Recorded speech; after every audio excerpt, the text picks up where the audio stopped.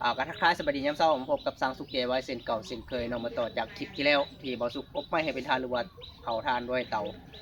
สองระบบของสร้างสุกเกไว้เนาะเป็นบวกฟืนเผาด้วยฟืนบวกน้ำมัน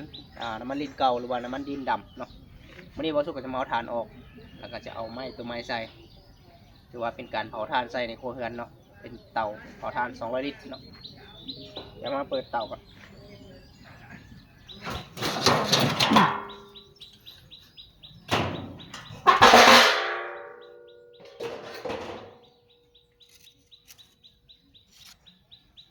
อันนี้ก็เป็นสภาพ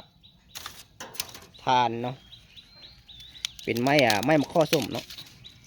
ไม้มะข้อส้มก็ถือว่าแข็งใส่ได้อยู่ตัวนี้เป็นทอนน้อยไม้มะข้อส้ม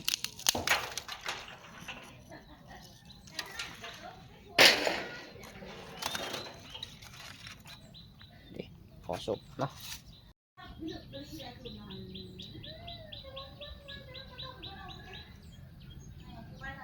บันนี้ก็จะมา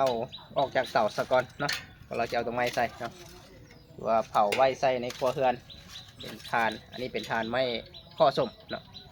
ถ้าหากผู้ใดสนใจอยากได้เตาอบไม้ให้เป็นทานหรือว่าเตาเผาทานจากสร้างสุกเดียไว้ไปเผาไว้ใส่ในครัวเรือนเนาะเพราะว่าจะเป็นตัวแบบ2 ระบบคือสร้างสุกใส่เนาะเผาด้วยฟืนบวกน้ำมันเนาะหรือว่าจะเผาแยกเป็นฟืนหรือว่าแยกเป็นน้ำมันเนาะเป็นน้ำมันนี่เป็นคือน้ำมันเก่าเนาะน้ำมันลิ้นดำที่ห้านสมแปลงรถเขาเจ้าเอาออกมาหรือว่าเป็นน้ำมันเสียเขาก็ไปซื้อต่อในราคาที่ถูกเนาะหรือว่าจะเอาเป็นรุ่นที่เฉพาะเผาด้วยฟืนก็มีเนาะก็สนใจตัวใดก็ติดต่อกันเข้ามาเนาะเนี่ยเอาฟืนเอาถ่านออกก็ได้ก็อย่าลืมเนาะกดไลค์กดแชร์เพื่อเป็นกำลังใจให้สร้างสุข DIY เนาะ